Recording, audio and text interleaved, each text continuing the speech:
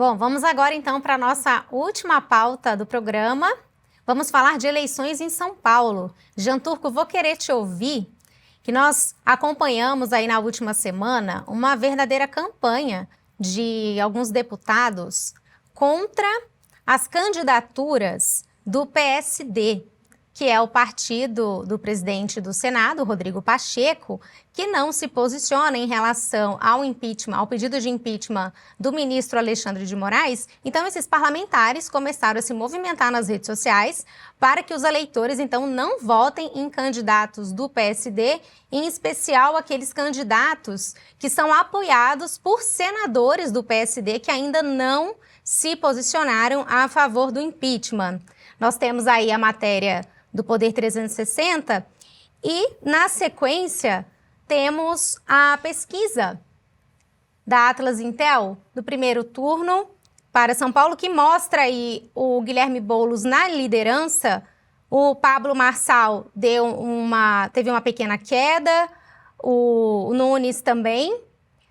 E nas projeções para o segundo turno, também temos Guilherme Boulos na frente, o que podemos depreender talvez que seja algo que tenha mais a ver com rejeição do Pablo Marçal, por ser um desconhecido por muitos e talvez cause algum tipo de receio. Como é que você analisa essa pesquisa e também essa campanha que está sendo feita nas redes sociais contra o PSD, que você acha que isso pode ter algum impacto nas eleições em São Paulo, em especial?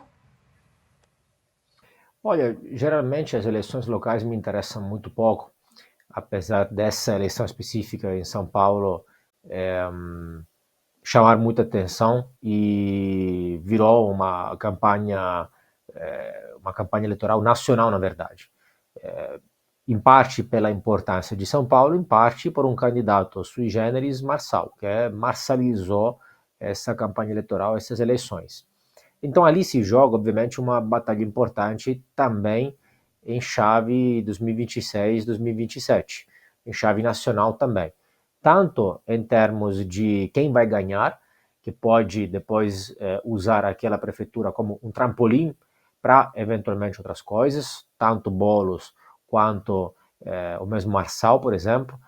Falta para Boulos, para um dia se candidatar à presidência, uma experiência no executivo, lembrando que ainda tanto ele quanto Marçal são bastante jovens, então tem muitos anos ali para frente, e tanto pela importância exatamente de São Paulo, quanto pelos acordos políticos por trás. Então, por exemplo, o acordo de Bolsonaro com Valdemar para apoiar o Nunes em lugar de apoiar Marçal se interpreta exatamente neste contexto, ou seja, ele está fazendo, talvez não em chave prefeitura de São Paulo, eleições de São Paulo, mas em chave Senado 2026, em chave eleições presidenciais.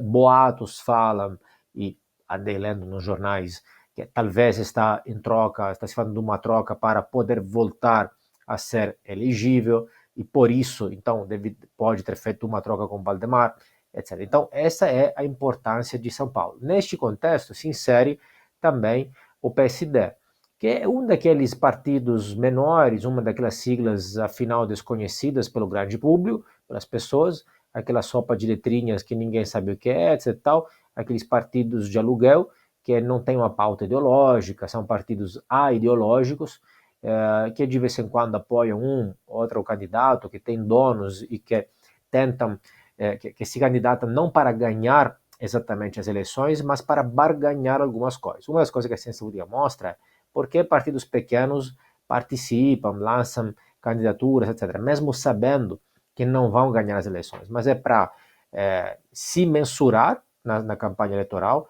ver quantos votos conseguem mobilizar e depois apoiar o outro para, obviamente, fazer parte do governo sucessivo e também barganhar algumas coisas. Então ali tem claramente uma luta que não é nem de São Paulo especificamente, é do governo nacional, de Pacheco, etc. Ele também, mineiro, tem os interesses dele locais aqui em Minas, o eleitorado dele, e isso converge na esfera nacional, ao nível federal também. Agora, Do ponto de vista da eleição de São Paulo, tem essa pesquisa da Atlas, andei olhando outras também. Eu sempre tenho, assim, faço algumas reservas sobre as pesquisas, porque as pesquisas têm suas limitações. Em que sentido? As pesquisas não são previsões sobre o futuro. As pesquisas são fotografias de um momento. Elas olham aquele momento lá específico. E cada instituto tem sua metodologia diferente. Para explicar para o público, varia muitos detalhes. Você pode, concretamente, desenhando, os institutos podem fazer pesquisas na rua, aleatórias, podem fazer pesquisas por telefone. Hoje também existe pesquisa feita online, e também como a forma de como se faz a pergunta, se é feita por um ser humano ou por telefone, por um robô, se a pesquisa se as perguntas são induzidas, do tipo: quem você votaria entre Boulos, Marçal, Marina, Datena, etc. Essa é uma pergunta induzida. Ou sem citar os nomes. Quem você votaria? Dependendo da pergunta, da forma como se faz a pesquisa, o resultado é diferente. Além de questões de amostra, estatística, etc. Eu acompanho muito o Instituto Paraná, que costuma acertar mais, tá? Ao nível nacional, etc. Então, cuidado com tudo isso. Eu acho que especialmente para o segundo turno é mais importante a rejeição, porque geralmente, como nós explicamos já várias vezes, no segundo turno, quando você tem 2 candidatos só, o que importa é o eleitor mediano, tá? Então é mais a rejeição que consegue ser uma boa variável para prever o resultado no segundo turno, e não me surpreenderia caso tivesse uma vitória de Nunes, não obstante não seja o candidato preferido de ninguém, talvez, mas seja talvez uma segunda opção de muitos, né? Ou seja, é uma segunda opção para quem gosta de Marçal, caso tenha um segundo turno entre Nunes e Boulos, e pode ser até uma segunda opção para quem gosta de Boulos, caso tenha um segundo turno Nunes-Marçal. Tem algumas diferenças ali, mas nós vimos o quê?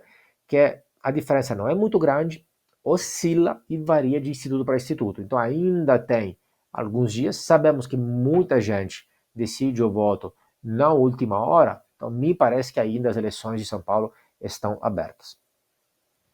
Ricardo Gomes, quero te ouvir também, em especial a respeito dessa campanha aí que começou na última semana nas redes sociais contra o PSD, que é partido de Kassab, que apoia a candidatura de Ricardo Nunes em São Paulo. Como é que você vê a possibilidade disso interferir no resultado das eleições? Primeiro, de certa forma, lançou luzes sobre uma das eminências pardas da política brasileira. Porque a gente sempre fala aqui do centrão, do centrão, do centrão. E quando a gente fala no coletivo, os CPFs, né, as pessoas físicas, devem até gostar porque não são chamadas à responsabilidade. Mas tem aí algumas pessoas que têm um papel central no andamento do Brasil. São Baleia Rossi, presidente do MDB, Antônio Rueda, presidente do União Brasil, Gilberto Kassab, presidente do PSD, não é mais de centrão, mas Valdemar Costa Neto, presidente do PL. Hoje, esses 4 juntos têm um poder aqui que, somado, é uma grande concentração, é uma grande fatia do poder por trás das cortinas do teatro da política brasileira. Então, chamar o PSD para a sua responsabilidade é provocar Gilberto Kassab. Vocês vão lembrar que o Kassab, quando criou o PSD, deu a famosa declaração de que o PSD não era um partido de direita, nem de esquerda, nem de centro. Faltou dizer muito antes, pelo contrário. Ou seja, era um partido que, desde o seu nascedor, se negava a professar qualquer ideologia. E a discussão na época do surgimento do PSD era: apoiaremos José Serra ou a reeleição da Dilma? Se Serra for candidato, se não for, vamos estar com a Dilma. Por que não? Não teria nenhum constrangimento, disse Kassab. O PSD vem crescendo, Kassab é hábil e capaz de atrair muitas lideranças políticas para o partido, e isso está fazendo do PSD uma legenda cada vez maior no Brasil. O número de prefeitos aí disparou, vem crescendo, o partido consegue atrair muitas lideranças em nível local, principalmente, se tornou uma das grandes forças políticas do Brasil.